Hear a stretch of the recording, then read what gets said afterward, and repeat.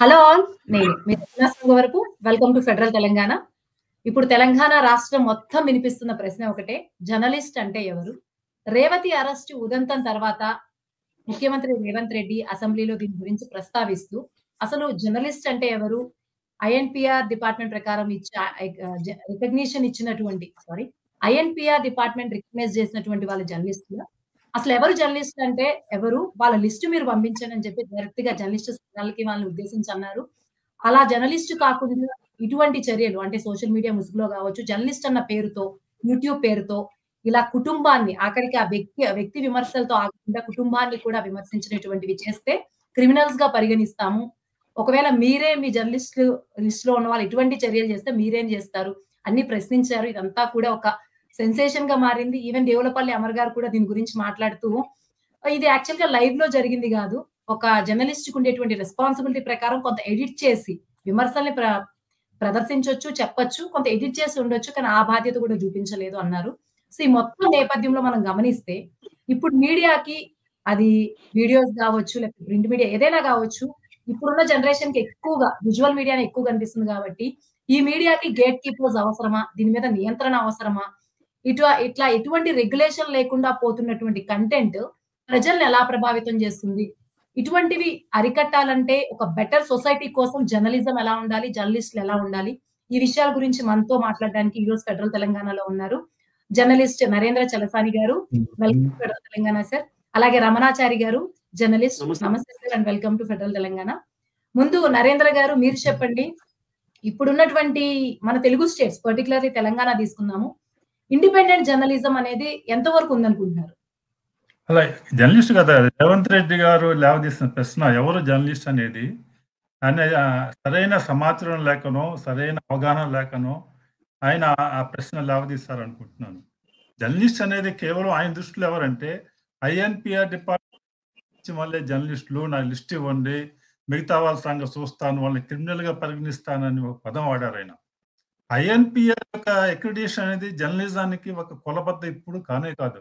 అది కేవలము ప్రభుత్వ కార్యక్రమాలకి యాక్సెస్ కావడానికి సెక్రటరియట్‌కి వెళ్ళాలంటో, గవర్నమెంట్ ఆఫీస్‌కి వెళ్ళాలంటేనో ఒక గుర్తింపు కార్డ్‌గా పనికొస్తుంది తప్పితే అక్రిడిటేషన్ ఉన్నవాళ్ళే జర్నలిస్ట్ అనేది అసంబద్ధమైనటువంటి వాదన. అది అసలు సరికాదు. అలా జర్నలిస్ట్ అనేది రాజ్యాంగం ప్రకారం, చట్ట ప్రకారం ప్రత్యేకమైన హక్కులేం లేవు. కొన్ని సదుపాయాలు ఉండొచ్చు. ఎందుకంటే ఏదైనా ప్రభుత్వ కార్యక్రమాలకు వెళ్ళటానికి, కవర్ చేయటానికి, న్యూస్ యాక్సెస్‌కి సదుపాయాలు ఉండొచ్చు గానీ, వాళ్ళకి రాజ్యాంగం ప్రకారం గానీ, చట్ట ప్రకారం గానీ జర్నలిస్టులకి ప్రత్యేకమైన హక్కులంటూ ఏమీ లేవు. అలా భారత రాజ్యాంగంలో ఎక్కడ కూడా పత్రికా స్వాతంత్రం గురించి లేనే లేదది. కేవలం ఒక అమెరికా రాజ్యాంగంలో మాత్రమే మొదటి అమెండ్మెంట్ ద్వారా పత్రికా స్వతంత్రం, ఫ్రీడమ్ ఆఫ్ మీడియా అనేది ఒక ప్రత్యేక హక్కుగా కల్పించారు అమెరికాలో. భారతదేశంలో ఈ రాజ్యాంగ సభలో కూడా చర్చ జరిగింది. కేవలం భావ ప్రకటన స్వతంత్రం ఆర్టికల్ 19A కింద వచ్చినటువంటి భావ ప్రకటన స్వతంత్రం, అభిప్రాయాలు వ్యక్తం చేసేదాని కింద మాత్రమే జర్నలిస్టులు ఉంటారు. అది కేవలం జర్నలిస్టే కాదు, దేశంలో ప్రతి పౌరుడు కూడా ఎవరైనా సరే తన అభిప్రాయాలు వ్యక్తం చేయడానికి, వాటిని ప్రచారం చేసుకోవడానికి, వాటిని ముద్రించి అది కరపత్రం కావచ్చు, పత్రిక కావచ్చు, ఒక టీవీ ఛానల్ కావచ్చు, యూట్యూబ్ ఛానల్ కావచ్చు, అభిప్రాయాలను ప్రచారం చేసుకోవడానికి అందరికి హక్కులు ఉన్నాయి. జర్నలిస్టుకి కాదు, ఎవరి పౌరున్నా. అయితే రాజ్యాంగంలో ఇంకో పదం మీడియా కూడా, media press council of India ఏర్పాటు చేయడం వలన పత్రికలకి ఒక హక్కుల గురించి కొంత చర్చ వచ్చినా కూడా వాళ్ళకు కూడా రీజనబుల్ భావ ప్రకటన స్వతంత్రాన్ని కూడా సమంజసమైన ఆంక్షలు ఉన్నాయి రాజ్యాంగం ప్రకారమే. అది ఒక దేశ భద్రత విషయంలో కానీ, ఎదుటి వ్యక్తి యొక్క హక్కులను హరించే విషయంలో కానీ, ఒక అసభ్యంగా మాట్లాడడానికి కానీ, లేకపోతే నిరాధారమైన దోషం చేయడానికి, ఆరోపణలు చేయడానికి ఎట్లాంటి హక్కు జర్నలిస్ట్ కావచ్చు, సామాన్య పౌరులు కూడా ఉండవు అన్నమాట. కాబట్టి నిజంగా ఈ రేవంత్ రెడ్డి గారి యొక్క ఆగ్రహం వేసంతో కూడా ఒక యూట్యూబ్ ఛానల్లో తన గురించి చాలా అసభ్యంగా కావచ్చు, లేకపోతే చంపుతానని అంటాం, ఈ విధంగా ఒక నాగరికంగా సమాజంలో అనుమతించిన భాష వాడారని ఆగ్రహంతో ఆయన మాట్లాడారు. దాని ప్రకారం చట్ట ప్రకారం ఎవరు, అది ఒక జర్నలిస్టే కాదు, ఎవరు ఏ వ్యక్తి మాట్లాడినా కూడా చట్ట ప్రకారం ప్రభుత్వం కాదు, వ్యక్తులు కూడా చర్యలు తీసుకోవచ్చు. దాని మీద కేసులు వేసుకోవచ్చు, చర్యలు తీసుకోవచ్చు. కాబట్టి దీన్ని మొత్తం అసలు జర్నలిస్టులు ఎవరో చెప్పండి అని అడగటం, వాళ్ళకి జర్నలిస్ట్ కాకపోతే మిగతా వాళ్ళంతా క్రిమినల్ అని, జర్నలిస్టులు ఏదో వాళ్ళకి ఏదో దైవంత సంభూతులు అన్నట్టు మాట్లాడటం కూడా సరికాదు. అయితే ఈనాడు జర్నలిజం అనేది ఒక సంక్షోభకరంలో పరిస్థితి ఏర్పడింది. మొదట కాంచి మన భారతదేశంలో గత కొన్ని దశాబ్దాలుగా జర్నలిస్టులు అనేవాళ్ళు వాళ్ళ యొక్క క్రెడిబిలిటీ మీద ఆధారపడి ఉంటుంది. అది ప్రభుత్వ చట్టాల ద్వారా ఆధారపడి ఉంటుంది. ఒక జర్నలిస్ట్ గాని, ఒక పత్రిక గాని, ఒక మీడియా గాని, ఈవెన్ సోషల్ మీడియా ఏదైనా సరే అది నిర్వహించే వాళ్ళకి క్రెడిబిలిటీని బట్టి వాళ్ళకి విలువ ఉంటుంది. వాళ్ళ యొక్క దాన్ని బట్టి చాలా మంది పత్రికలు ఒకప్పుడు పూర్వం మన చిన్నతనంలో పత్రికలో ఒక వార్త వచ్చిందంటే అది సత్యంగా భావించేవాళ్ళం. అది ఒక్కొక్క పత్రిక ఒక ట్యాగ్ లైన్ వచ్చేసింది. కాబట్టి వీళ్ళ క్రెడిబిలిటీ గ్యాప్ అనేది జర్నలిజం ఎదుర్కొంటుంది. అందుకనే ఇటువంటి మాటలు వస్తాయి అనుకుంటున్నాను. థ్యాంక్ యూ నరేంద్ర గారు. చాలా ఎలాబొరేటెడ్ గా చెప్పారు మీ వ్యూ పాయింట్ ని. రమణాచారి గారు మీరు చెప్పండి. నరేంద్ర గారు అయితే రేవంత్ రెడ్డి గారు చెప్పినట్టు ఒక సెట్ ఆఫ్ పీపుల్ ని మనం జర్నలిస్ట్ అనలేము అక్రిడేషన్ వల్ల అన్నారు. సో ఈ కాంటెక్స్ట్ లో మీ దృష్టిలో జర్నలిజం అంటే ఏంటి? జర్నలిస్ట్ అంటే ఎవరని మీరు అనుకుంటున్నారు? మిత్రులకు నమస్కారం. వాస్తవాలను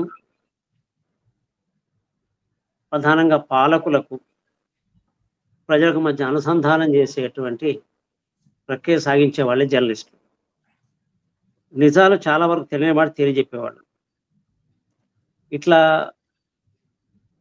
బెదిరించడం లేదా కేసులు పెడతామనడం, హెచ్చరికలు చేయడం, కొంతమంది చంపడం ఇటీవల జరుగుతున్నటువంటి పరిణామాలు. మహిళా జర్నలిస్టులను అరెస్ట్ చేయడం కూడా అందులో భాగమే. ఎవరినైనా అరెస్ట్ చేయాలే సంగతి అనుకున్నప్పుడు ఆ విషయంలో నిబద్ధత తీసుకొని చట్టబద్ధంగా ముందుకు పోవాలని నరేంద్ర గారు చెప్పిన దాంతో పూర్తిగా ఏకీభవిస్తున్నాను. అట్లా కాకుండా శాసనసభలో చేయడం అనేది చాలా అసహనానికి గురై చేస్తున్నటువంటి పద్ధతి. దట్ ఒక ముఖ్యమంత్రి గారు అంత అసహనానికి గురవుతున్నారు అంటే వాళ్ళు ఎక్కడో ఒక ఆందోళన, ఒక అభద్రత వారికి ఏర్పడడం వల్లనే ఇట్లా జరుగుతుంది. ఈ రాజకీయాల్లో పెరుగుతున్న అసహనం కారణంగానే భాష కూడా తేడా వస్తుంది. వీళ్ళు వాళ్ళ భాష గురించి మాట్లాడుతున్న ముఖ్యమంత్రి గారు కావచ్చు, ప్రతిపక్షంలో ఉన్నవాళ్ళు కావచ్చు, బయట మాట్లాడుతున్న భాష రాసే విధంగా కూడా లేదు నిజానికి. అట్లాంటి భాష వాడుతున్నారు వాళ్ళు. చాలా అభ్యంతరకరమైనటువంటి భాష. ఈ చట్టసభల్లోకి వెళ్ళేటువంటి వాళ్ళు కనీసం పార్లమెంటరీ లాంగ్వేజ్ను కూడా గాడి తప్పి మాట్లాడుతున్నది మనం గమనించడం, మనం రాయలేని పరిస్థితి అనే విషయం కూడా గుర్తుపెట్టుకోవాలి.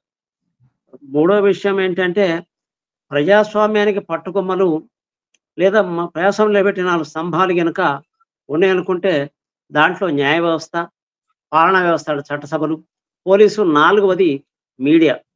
ఈ మీడియాకున్న స్వతంత్ర భావాల రీత్యానే ఇవాళ చాలా మంది అధికారం రాగలుగుతున్నారు. ఇటీవల ఒక ప్రతిపక్షంలో ఉన్న నాయకుడు అంటాడు, నేను మెడికల్ కాయలు కట్టించినాం, అవి కట్టి ఇవన్నీ చేసినాం, కానీ 4 యూట్యూబ్ ఛానల్స్ పెట్టుకుంటే బాగుండేది కదా అన్నాడు. అంటే స్వేచ్ఛగా భావాన్ని ప్రకటించడానికి ఇది ఒక అవకాశం ఉన్నది అన్నాడు. అట్లాంటి వాటిని ఉపయోగించుకునే అధికారంలోకి వచ్చిన వాళ్ళు ఈ విధంగా చట్టసభల సాక్షిగా మాట్లాడడం అనేది సరికాదు. అందుకే ఫెడరల్ ఇండియా పెట్టినటువంటి మీడియాకు గేట్ కీపర్లు అవసరం అనేటువంటిది చాలా సందర్భం వచ్చింది. గేట్ కీపర్లని పేరు పెట్టారు, అంతకంటే ఇంకేం అవసరం లేదు వాళ్ళకి. అది సరిపోయింది. ఆ దిశ పరిశీలించాలి. ఈ అసహనం కూడా రాజశేఖర్ ఉన్న కాలంలో ఆంధ్రజ్యోతి పేపర్ కొనొద్దు, ఈనాడు పేపర్ చదవద్దు అనేటోడు. అట్లా ఒక భావన, పార్టీలు పత్రికలు పెట్టుకోవడం, వాళ్ళకి ఇష్టం వచ్చిన రాసుకోవడం, వాళ్ళు ప్రధానమైన విషయాలు చేసుకోవడం చేస్తున్నారు. అందులో భాగంగానే వాళ్ళు వ్యతిరేకంగా వస్తే వాళ్ళు క్షమించే పరిస్థితి వస్తుంది. అందువల్లనే ఈ మీడియా మీద దాడి లేదా మీడియా మీద ప్రశ్నలు ఇవన్నీ. థ్యాంక్ యూ రమణాచారి గారు. సో నరేంద్ర గారు, రమణాచారి గారు ఇదంతా కూడా ఒక అసహనం వల్ల వచ్చినటువంటి పరిణామంగా చెప్పారు. అదంతా కూడా అదంతా ఒక ఆస్పెక్ట్ గా అనుకుంటే, ఇలా ఒక రెగ్యులేషన్ లేకుండా, ఆఫ్ కోర్స్ మీరు అన్నట్టు అది వ్యక్తి కావచ్చు, ఎవరైనా కావచ్చు, భావ ప్రకటన స్వేచ్ఛ ఇదంతా కూడా మీరు ఇందాక మాట్లాడారు. సో నియంత్రణ అన్నది ఎంతవరకు అవసరం అంటారు ఇటువంటి కంటెంట్ మీద? పర్టికులర్లీ ఒక పార్టీకి కావచ్చు, తిట్టడం కావచ్చు, ఇటువంటి విషయంలో ఎటువంటి రెగ్యులేషన్ కావాలి? భావ ప్రకటన స్వేచ్ఛ ఒక మీడియానే కాదండి, ఎవరైనా సరే ఎదుటి వ్యక్తి మీద దూషణగా, అసభ్యంగా మన పార్లమెంటరీ లాంగ్వేజ్ అంటాం కదా, పార్లమెంట్ లోనే, అసెంబ్లీలోనే వీళ్ళు ఇష్టం వచ్చినట్టు మాట్లాడుతున్నారు. వాళ్ళ పరిధిలు దాటి మాట్లాడుతున్నారు. అటువంటి అసలు మాట్లాడటానికి సమార్పం కాదు, ఆమోదయోగ్యం కాదు ఎవరైనా సరే ఎదుటి వ్యక్తి మీద. దాని గురించి దానికి చట్టాలు ఉన్నాయి, తగిన చట్టాలు తీసుకోవడానికి. దాని ప్రత్యేకంగా అది మీడియానే కాదు, మీడియాలో ఎవరైనా సరే ఆ విధంగా మాట్లాడటానికి ఒక పరిస్థితి మాట్లాడటం వ్యవహరించడం కాదు. దానిని ఆ పేరుతో మీడియా మొత్తం ప్రభుత్వం నియంత్రణ చేయాలి అనుకుంటే సాధ్యమైపోతుంది కదా ప్రజాస్వామ్యంలో. ప్రభుత్వం నియంత్రణ అనేది ఉదాహరణకి నిన్నే అనుకుంటా, నిన్న కాక మొన్న వాయిస్ ఆఫ్ అమెరికాని అమెరికాలో ప్రభుత్వ మీడియా సంస్థ ఉంది. 45 వాళ్ళు మీడియా ప్రచారం చేస్తుంటారు. రెండవ ప్రపంచ యుద్ధం తర్వాత ప్రపంచంలో కమ్యూనిజం వ్యాప్తిని అరికట్టడం కోసం అది ప్రారంభించారు. దాంట్లో కొత్త అధ్యక్షుడు ట్రంప్ గారు ఏం చేస్తారు, 1100 మంది ఉద్యోగం తీశారు. అనవసరం మీడియా, ప్రభుత్వం మీడియా నడపడం ఏంటి, ప్రభుత్వం యొక్క అవసరం లేదు అని అసలు అది తీసేసి దాదాపు వాటిని మూసేసే పరిస్థితి తీసుకొచ్చారన్నమాట. ప్రభుత్వం కేవలం ఒక సోవియట్ రష్యాలోనో చైనాలోనో ఒక ప్రజాస్వామ్య లేని దేశాల్లో ప్రభుత్వం పెద్ద ఎత్తున మీడియా కోసం ఖర్చు పెడుతుంది. అయితే మన దేశంలో ఏమైందంటే అది ప్రభుత్వ రాజకీయ పార్టీలు ఇవాళ పత్రికలు, ఒక కమ్యూనిస్ట్ పార్టీలు మాత్రమే ఇదివరకు పత్రికలు నడిపాయి. ఆ పత్రికలు నడిపిన వాళ్ళు సైద్ధాంతిక పోరాటంగా పరిమితి ఉండే కమ్యూనిస్ట్ పార్టీ పత్రికలు. వాళ్ళ వ్యక్తిగతుల మీద వ్యక్తిగత దోషణలకి వాటికి ఆ కమ్యూనిస్ట్ పత్రికల్లో సాధారణంగా అవకాశం ఉంటుంది.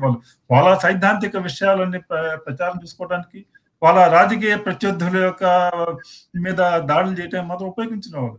అయితే ఆ తర్వాత ప్రతి రాజకీయ నాయకులు కూడా పత్రికలు ప్రారంభించి ఆ పత్రికలన్నీ కూడా రాజకీయ పత్రికలు ఉండే. పూర్వం మనం స్వతంత్రం వచ్చిన కొత్తలో మన రాజకీయ స్వతంత్ర పోరాట అందరూ కూడా దాదాపు ఏదో పత్రిక సంపాదకులకు ఉంటూ స్వతంత్ర పోరాటానికి ఆలంబనంగా తిలక్ దగ్గర నుంచి మహాత్మా గాంధీ దగ్గర నుంచి పత్రికలు నడిపారు. నెహ్రూ కుటుంబాన్ని చెంపితే నేషనల్ హెరాల్డ్ అనే పత్రిక ఉండేది.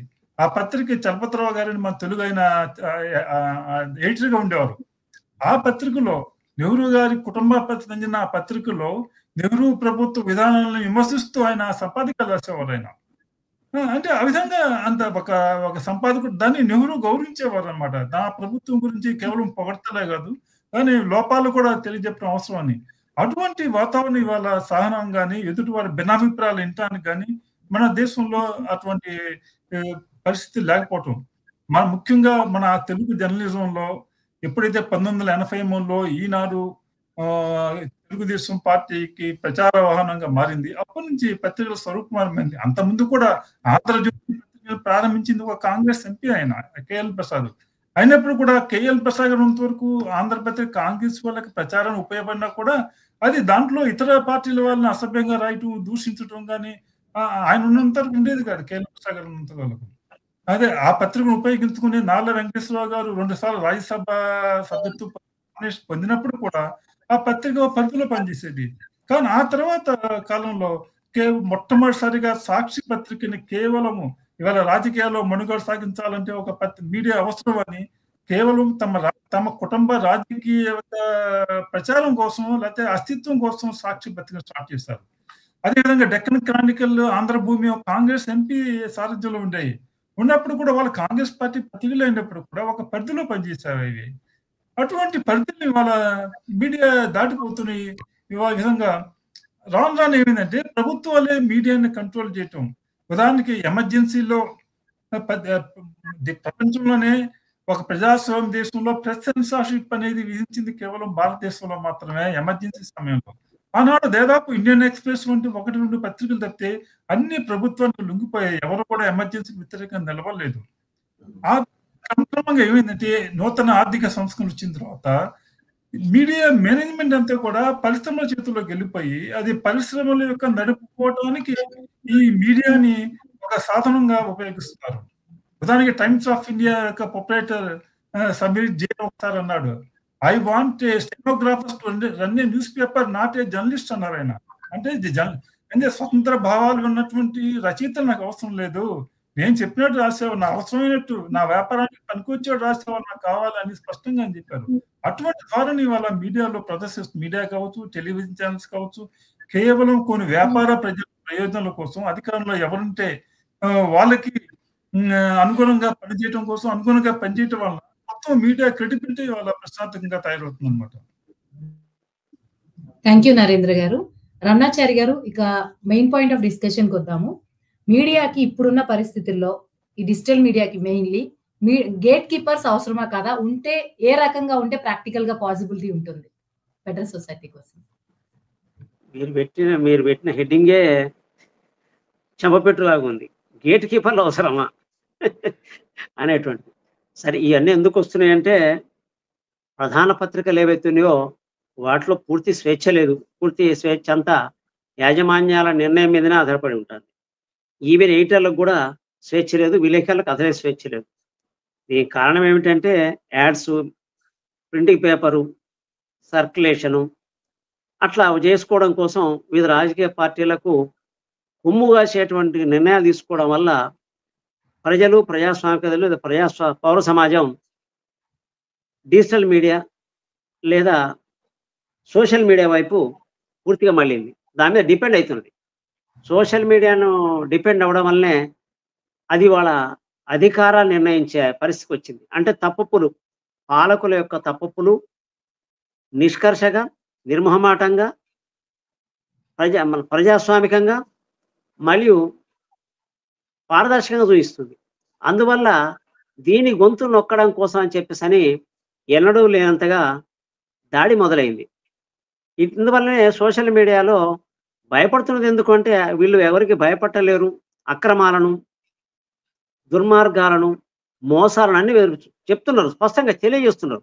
దాంతో ప్రజలు చైతన్యవంతమై తిరుగుబాటు జరుగుతుంది కాబట్టి అసహనాన్ని చెందినటువంటి పాలకులు చేస్తున్నారు.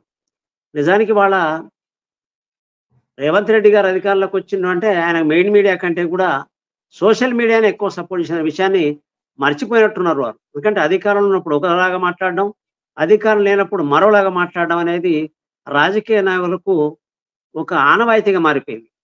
లేకపోతే ఇంత అసహనం కోల్పోయి బట్టలు ఉడదీసి కొడతా అనే పదం వాడిందంటే ఎంత ఘోరమైన పదం అంటే అది చాలా ఘోరం. అది నేను చూశాను అంటున్నాడు. ఎందుకంత అవసరం? ఆయన ఒక నాయకుడు, సభానాయకుడు, శాసనసభ నాయకుడు అంత పెట్టరేగి మాట్లాడడం అనేది చాలా దుర్మార్గమైన విషయం. దీనికి మనకు అవసరమైన విషయం ఏంటంటే నిజాలు చెప్పడం కోసం, వాస్తవాలను వెలికితీయడం కోసం చేసేటువంటి ప్రతి ప్రయోగము, ప్రతి పని కూడా ఖచ్చితంగా జర్నలిజమే. జూలియస్ పీజిక్ కావచ్చు, దాశరథి కావచ్చు, ఒట్టికోట ఆళ్వార్ స్వామి కావచ్చు, వీళ్ళందరూ చేసినంతా కూడా జర్నలిజమే అనాలి మనం. ఎందుకంటే వాళ్ళు నిజాలు చెప్పే ప్రయత్నం చేశారు. ఆ జైల్లో ఏం జరుగుద్ది, బయట ఏం జరుగుద్ది, నిజాం పాలనలో ఏం జరిగింది, ఎట్లాంటి దుర్మార్గం అనేటువంటి చేసి ఇటీవల దాంట్లో ఢిల్లీ ప్రొఫెసర్ సాయిబాబా విషయంలో కూడా మీడియా చాలా చక్కగా పనిచేసింది. ఆయన విడుదల గురించి, ఆ దుర్మార్గం గురించి, కోర్టుల్లో జరిగిన రాజకీయ నాయకులు చేసిన, అట్లాగే పోలీస్ చేసిన ప్రతిదాన్ని వెలికి తీస్తున్నది ఎవరు అంటే సోషల్ మీడియా. కాబట్టి సోషల్ మీడియాకు అడ్డు కట్టవేయాలి అనేటువంటి దానికి వేస్తున్నారు. అడ్డుకు వేయడానికి కోసం పలు రకాల బెదిరింపులకు పాల్పడుతున్నారు. ఇది కరెక్ట్ కాదు. ఒకటే ఒక భాష ఏమిటంటే వాడకూడని భాష వాడినప్పుడు, అగౌరవపరిచే భాష వాడినప్పుడు, లేదా అరాచకమైనటువంటి పదాలు ఉపయోగించినప్పుడు మాత్రమే ఇది సరికాదు అని చెప్పాలి. నిజానికి సరికాదు, సరిదిద్దుకోండి అని చెప్పే అవకాశం ఉన్నప్పటికీ నోరు జారి మాట్లాడడం అనేది మాత్రం పూర్తిగా సహనం కోల్పోవడం లేదా రాజకీయ పతనానికి నిదర్శనమని నేను భావిస్తున్నాను. థ్యాంక్ యూ రమణాచారి గారు. నరేంద్ర గారు, మీరు చెప్పండి. రమణాచారి గారు అయితే కొంత సంస్థల్లో పనిచేసేటప్పుడు ప్రింట్ మీడియాలో కొంత స్వాతంత్రం జర్నలిస్టులకి లేకపోవడం వల్ల అని ఒక కారణంగా చెప్పారు. అది పక్కన పెడితే ఎవరైనా ఇండిపెండెంట్ జర్నలిస్ట్ వచ్చినప్పుడు అసహనం అనే మాట వచ్చింది కాబట్టి కొంత ఆ స్వేచ్ఛ లేకపోవడం వల్ల చాలా మంది ఇటువంటి విజువల్ మీడియాకి వచ్చేటప్పుడు వాళ్ళు కూడా అసహనంగా ఒక వన్ సైడెడ్ వెర్షన్ తీసుకోవడం ఇటువంటి ప్రమాదం కూడా ఉంది కాబట్టి ఈ నేపథ్యంలో వీటికి కొంత నియంత్రణ, ఈ గేట్ కీపింగ్ అనేది అవసరం అనుకుంటున్నారా? అవసరం కాదు, ఇది ప్రజాస్వామ్యానికి ముప్పు వాటిల్తుందని అనుకుంటున్నారా? ప్రజాస్వామ్యంలో నియంత్రణ అంటే అది కేవలం ఇప్పుడు ఉన్న చట్టాల ప్రకారమే మనం ఎవరైతే ఒక పరిధి దాటి వ్యవహరించారో వాళ్ళ మీద చర్య తీసుకోవడం అవకాశం ఉంది. అలా కాకుండా ఒక నిరంకుశ చట్టం తీసుకొచ్చి ఉదాహరణకి మన కోవిడ్ సమయంలో ఉత్తరప్రదేశ్లో నిజంగా కోవిడ్ వల్ల ఎంతమంది చనిపోయారని వాళ్ళు లిస్ట్ చేశారని దైనిక్ బజార్ అయినటువంటి ఒక దేశంలో అగ్రశ్రేణి హిందీ పత్రిక మీద ఈడీ దాడులు, సిబిఐ దాడులు చేసి, ఇన్కమ్ ట్యాక్స్ దాడులు చేసి వాళ్ళని వేధించే ప్రయత్నం చేస్తారు. ఆ విధంగా మీడియా మీద వాస్తవాలు రాసినందుకు దాడులు జరుగుతూ ఆ విధంగా జరగడం అనేది వాటి మీద జరుగుతున్నాయి. ఆ విధంగా ప్రభుత్వం అనేది ముఖ్యంగా అడ్వర్టైజ్మెంట్స్ అనేది ఒక అస్త్రంగా ఉంది. చాలా పత్రికలు అడ్వర్టైజ్మెంట్స్ ఆధారపడుతుంటాయి. వాటిని ఉపయోగించుకుని వీటిని కంట్రోల్ చేయడం ప్రయత్నం చేస్తున్నారు. అయినా కూడా వాళ్ళ వ్యాపార ప్రయోజనాలు కావచ్చు, ఇతరత్రా కావచ్చు, కొందరు ఎదురొడ్డి నిలబడుతున్నారు. మొట్టమొదటిగా ఈ విధంగా మీడియాని కంట్రోల్ చేయాలని బహిరంగంగా ప్రారంభించింది రాజశేఖర రెడ్డి గారు. ఆయన అసెంబ్లీలోనే ఆ 2 పత్రికలు అంటుండి ఆ పేర్లు పెట్టి చెప్పేవారు. జగన్మోహన్ రెడ్డి గారు అడుగెళ్ళి వాళ్ళ పత్రికల యజమానుల పేర్లు కూడా చెప్పి వాళ్ళిద్దరూ మాకు వ్యతిరేకంగా చేస్తున్నారు, వాళ్ళ సంగతి చూస్తాం అన్నట్టు మాట్లాడారనమాట. అంటే మిగతా పత్రికలంతా పతితులని కాదు. అయితే ఈ విధంగా మీడియా మీద ఒక డివిజన్ అనేది మనకి ఇష్టం ఉన్నా లేకపోయినా ఏర్పడిపోయి వాళ్ళ ఒక రాజకీయ పార్టీని కనుక ఎవరైనా విమర్శిస్తే ఆ రాజకీయ పార్టీల నాయకుల కన్నా ఈ మీడియా ప్రతినిధులు ఎక్కువగా ఇవాళ రియాక్ట్ అవుతున్న సందర్భాలు కూడా ఉన్నాయి. చాలా మంది వాళ్ళ జర్నలిస్ట్ నాయకులు అని చెప్పుకుంటున్న వాళ్ళు కూడా వాళ్ళు ఏదో ఒక పార్టీకి కొమ్ము కాయటం, వాళ్ళు ఆ పార్టీ ప్రయోజనాల కోసం ఆ పార్టీ అధికారంలో ఉన్నప్పుడు వాళ్ళు అనేక అధికార పదవులు పొందటం, ఆ అధికార పదవిలో ఉన్నప్పుడు ఆ పార్టీ ప్రయోజనాల కోసం పనిచేయటం, ఈ విధంగా జరుగుతూ వస్తుందన్నమాట. ఈ విధంగా అంటే క్రెడిబిలిటీ గ్యాప్ అనేది వచ్చింది. మొట్టమొదటిగా ఇవాళ ప్రపంచవ్యాప్తంగా మీడియా అనేది క్రెడిబిలిటీ కోల్పోతుంది. వాళ్ళు ఇక్కడే కాదు, అమెరికా లాంటి దేశాల్లో కూడా పెద్ద పెద్ద పత్రికలు వాళ్ళు కొన్ని చైనా లాంటి దేశంలో, అమెరికాలో ఒక పెద్ద పెద్ద మీడియాని ఇన్ఫ్లుయెన్స్ చేసి వాళ్ళ మీద కొన్ని వేల డాలర్లు ఖర్చు పెట్టి ఆ మీడియాకు అనుకూలంగా ప్రచారం చేసుకోగలుగుతున్నారు మీడియాలో వాళ్ళు. అందుకనే వాళ్ళ ఈ డిజిటల్ మీడియా అనేది అంతర్జాతీయంగా అనేక అమెరికా లాంటి దేశాల్లో కూడా వాళ్ళ విస్తృతంగా వాటి మీద ఆధారపడుతున్నాయి. వాళ్ళ మెయిన్ స్ట్రీమ్ పత్రిక కూడా ఒక డిజిటల్ మీడియా ఏర్పాటు చేసుకున్నటువంటి పరిస్థితి ఈనాడు ఏర్పడిందనమాట. దీన్ని ఎవరు ఆపలేరు. దీనిని ప్రభుత్వ నియంత్రణ ఏమాత్రం ఉంటుంది అనేది సందేహం. అది సాధ్యం అనేది అది కేవలం ప్రభుత్వం అటువంటి నియంత్రణని తమకు వ్యతిరేకంగా వార్తలు రాసినటువంటి కథనాలు ప్రచారం చేసినటువంటి వాళ్ళ మీద కక్షానికి ఉపయోగపడుతుంది. కానీ నిజంగా నియంత్రించినటువంటి వ్యవస్థలు కానీ అటువంటి పరిస్థితులు కానీ సాధ్యమైనటువంటి పని కాదు. అది చాలా మంది న్యాయవాదులు కానీ, న్యాయ నిపుణులు కానీ, జర్నలిస్ట్ ప్రముఖులు కానీ ఏం చెప్పారంటే స్వీయ నియంత్రణ అవసరం. అది అనేక మంది చట్టబద్ధ సంస్థలు ఉన్నాయి. ప్రెస్ అకాడమీ ఉంది, లేకపోతే ప్రెస్ కౌన్సిల్ ఉంది, ఇతర అనేక సంస్థలు ఉన్నాయి. వాళ్ళంతా వీటిలో ఒక ప్రమాణాలు నెలకొల్పి ప్రమాణాలు అమలు చేసేటువంటి కృషి చేయాలి. అటువంటి అధికారాలు వాళ్ళకు ఉన్నాయా, వాళ్ళు చేయగలవా అనేది వేరే ప్రశ్న. అటువంటి ప్రయత్నాలు జరిగితే ఎక్కువ ఉపయోగకరంగా ఉంటుంది అనుకున్నాను.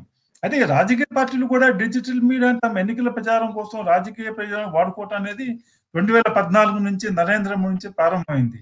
ఇవాళ కూడా ఈ కాంగ్రెస్ పార్టీ బీఆర్ఎస్ అధికారంలో ఉన్నప్పుడు ఈ రేవంత్ రెడ్డి గారే పెద్ద ఎత్తున పిసిసి తరఫున డిజిటల్ మీడియా వాడుకొని కవిత మీద, కేటీఆర్ మీద, కేసీఆర్ మీద అనేకమైనటువంటి అసభ్యకమైన వీడియోలు వచ్చినాయి. ఇవాళ మళ్ళీ బీఆర్ఎస్ వాళ్ళు కాంగ్రెస్ మీద విధంగా చేస్తున్నారు. అయితే అన్ని పార్టీలు అక్కడ టీడీపీ కావచ్చు, వైఎస్ఆర్ కాంగ్రెస్ కావచ్చు, వాళ్ళు పెద్ద డిజిటల్ మీడియాని they are spending huge amounts అనమాట. కానీ వాటిని ప్రభావితం చేసేటువంటి ప్రయత్నం రాజకీయ ప్రచారంలో భాగంగా మారిపోతున్నాయి. దాంట్లో పనిచేసే వాళ్ళు కూడా జర్నలిస్టులు అయితే ఎవరైతే అంటున్నారో వాళ్ళు కూడా దాంట్లో రాజకీయ కార్యకర్తలుగానే పనిచేస్తున్నారని మనం గుర్తించాలి. థ్యాంక్ యూ నరేంద్ర గారు. సో రమణాచారి గారు, మీరు చెప్పండి. ఇదంతా ఒక వెర్షన్. సారేమో ఇప్పటి వరకు ఉన్న చట్టాలు అవి సరిగ్గా పనిచేస్తే చాలు, అవి ఉన్నాయి కదా అంటున్నారు. కానీ ఇప్పుడు మీడియాలో, ఈ విజువల్ మీడియాలో ముఖ్యంగా మనం చూస్తే సెన్సేషన్ న్యూస్ కోసం, టీఆర్పీ రేటింగ్స్ కోసం, ఫ్యాక్చువల్ ఇన్ఫర్మేషన్ నుంచి మిస్లీడ్ చేసే వాళ్ళు కూడా ఉన్నారు. ఇటువంటి విషయాల్లో మీడియాకి అట్లీస్ట్ అక్కడైనా నియంత్రణ అవసరం అనుకుంటున్నారా? అది కూడా భావ ప్రకటన స్వేచ్ఛకో ప్రజాస్వామ్యానికో ముప్పని మీరు అనుకుంటున్నారా? ఓన్లీ దీనికే కన్ఫైన్ అవుదాం. భావ ప్రకటన స్వేచ్ఛ లేదా రాజ్యాంగం కల్పించినటువంటి హక్కులో ఒక భాగమే అది. అలాంటప్పుడు సోషల్ మీడియా దానికి అద్దంలాగా కనపడతాను. ఈ సందర్భంలో భావ ప్రకటన స్వేచ్ఛ అనేటువంటి దానికి అవధులు అంటే మనం ముందనుకున్నట్టుగా భాషకు సంబంధించినటువంటిది ఉండాలి, అనైతికమైనటువంటిది ఉండకూడదు, తప్పుడు సమాచారం అయి ఉండకూడదు అనేటువంటి కీలక అంశం. దీంట్లో రాజకీయాలకు తావులేదు. దీన్ని ప్రొజెక్ట్ చేసేవాడు ఎవరుతున్నా వారే జర్నలిస్టు. వీళ్ళ కోసం సపరేట్గా నియంత్రణ చేయడం కోసం అంటూ చట్టాలు ఏం లేవు. ఇవన్నీ కూడా బయట ఏ వ్యక్తి మీద ఎవరు చేసినా వాటిని చట్ట ప్రకారంగా తీసుకోవచ్చు. కానీ దానికి నీ అధికారాన్ని ఉపయోగిస్తా అనే పదం మాత్రం సరైనది కాదు. దీనికి గేట్లు ఉండడం, ఇంకోటి ఉండడం అనేది ఏమి ఉండదు, అవసరం లేదు. వాటికి ఏముంటది ఇంకా వాటి చేయడానికి? ప్రజలు ఆల్టర్నేట్‌గా ఇంకో వైపు పోతున్నారు అంటే వాళ్ళు కోరుకుంటున్నారు, వాళ్ళు ఆకాంక్షిస్తున్నారు. ఉస్మానియాలో మాట్లాడకూడదు, నిరసన చేయకూడదు అని ఒక కార్యక్రమం ఇచ్చారు. దాన్ని ఎక్స్‌పోజ్ చేసినటువంటి ప్రధానమైనటువంటిది సోషల్ మీడియా. అట్లాగే హెచ్‌సియుకి సంబంధించి 400 ఎకరాలు అన్యాక్రాంతం లేదా అదానికి అప్పగించే ప్రయత్నం జరుగుతుంది.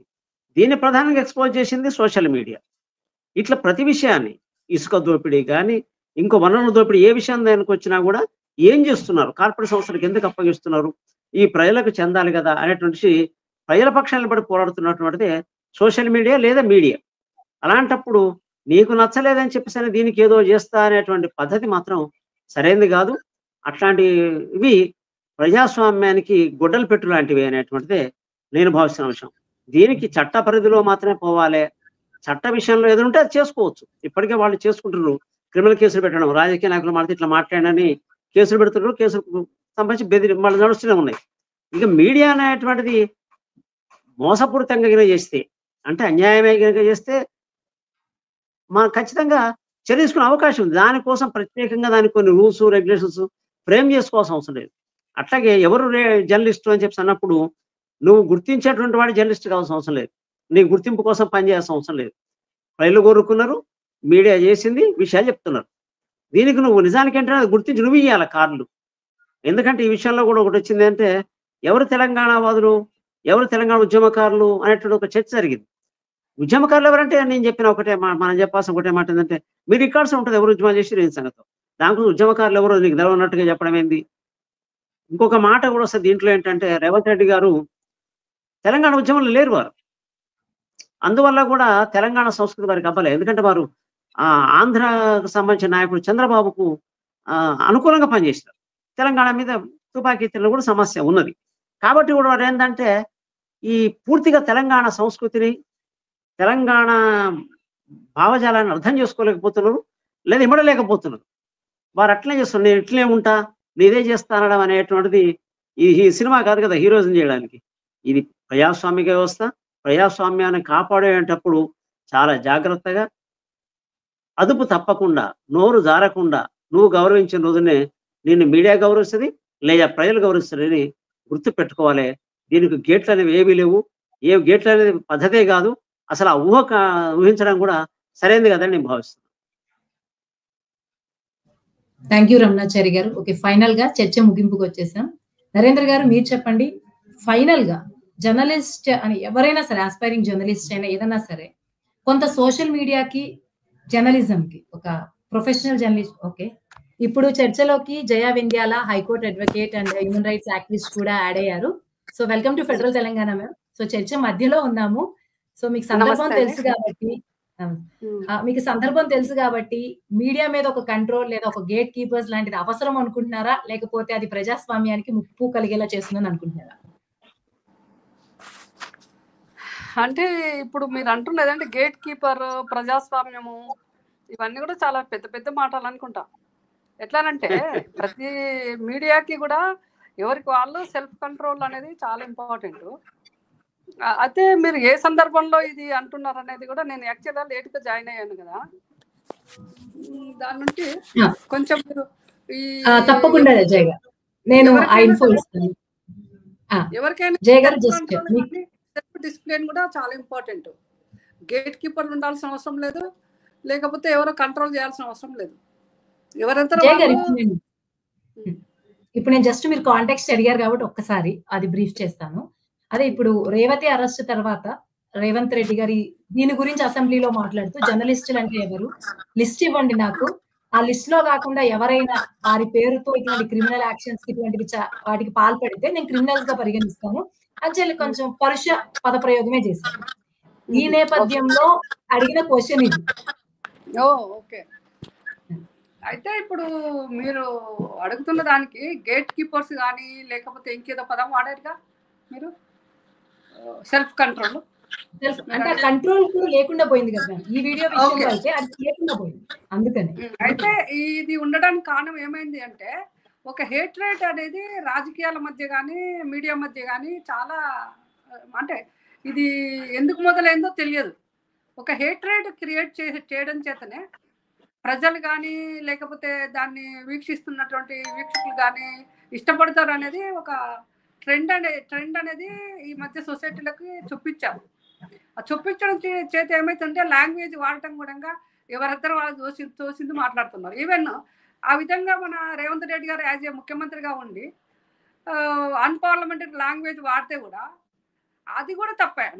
నిజంగా ఇప్పుడు మీడియా వాళ్ళు ఇష్టం వచ్చినట్టు మాట్లాడినప్పుడు తను కూడా ఇష్టం వచ్చినట్టు మాట్లాడినప్పుడు ఇద్దరికి తేడా కనిపించదు.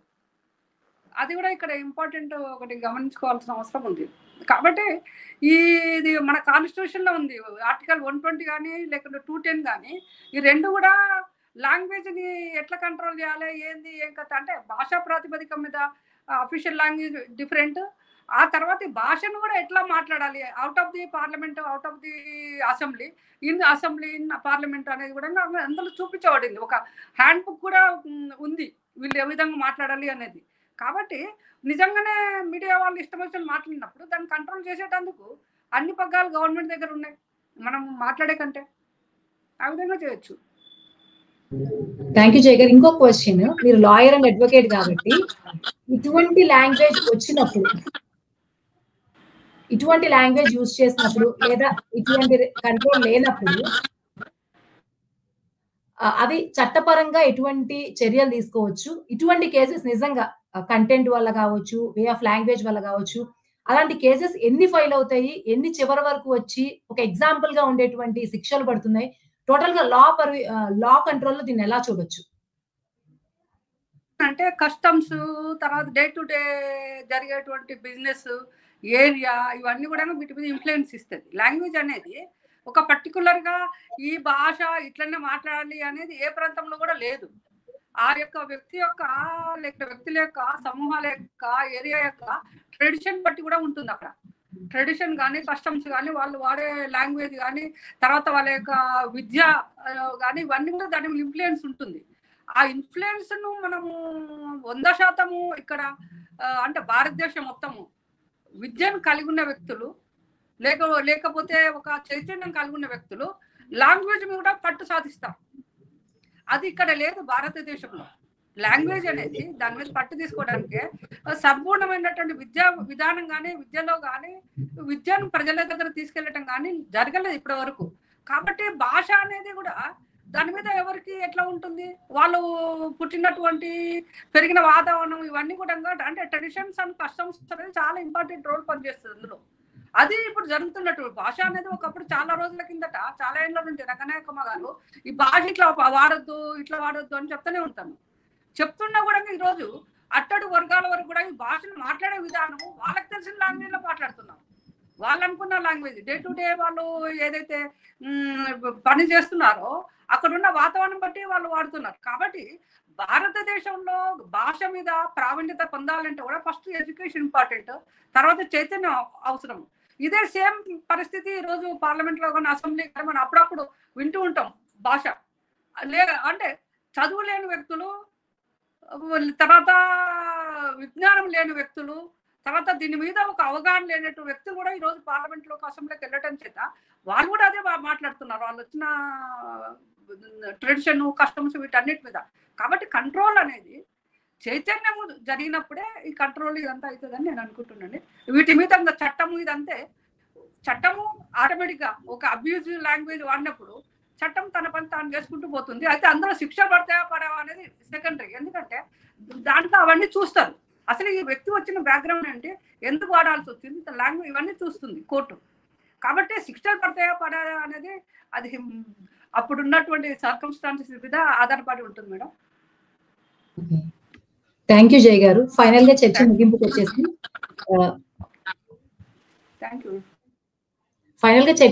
వచ్చేసాము అందరూ.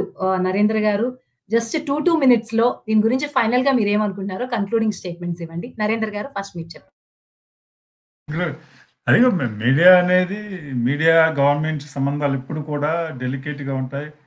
అది మీడియాలో ఏ ప్రభుత్వం కూడా తమ మీద వచ్చినటువంటి విమర్శల్ని వాళ్ళ రాజకీయ పార్టీలు ఏవి కూడా తమ మీద భిన్న అభిప్రాయాలని సహించే స్థితిలో ఏ పార్టీ లేదు. వాళ్ళ భిన్న అభిప్రాయాలు ఉన్నప్పుడు దాంతో మీడియా కావచ్చు రాజకీయ ప్రత్యర్థులు కావచ్చు భిన్నంగా మాట్లాడితే దాని మీద సానుకూలంగా స్పందించేటువంటి వాతావరణంలో వాళ్ళ సహనం అనేది వాళ్ళ లేదు. అసలు ప్రజాస్వామ్యంలో మౌలికమైనటువంటి సూత్రం ఏంటంటే మన భిన్నాభిప్రాయాలను గౌరవించటం. దాని గురించి అందులో అటువంటి స్పేస్ అనేది ఉన్న కొందికి తగ్గిపోతుంది వాళ్ళ.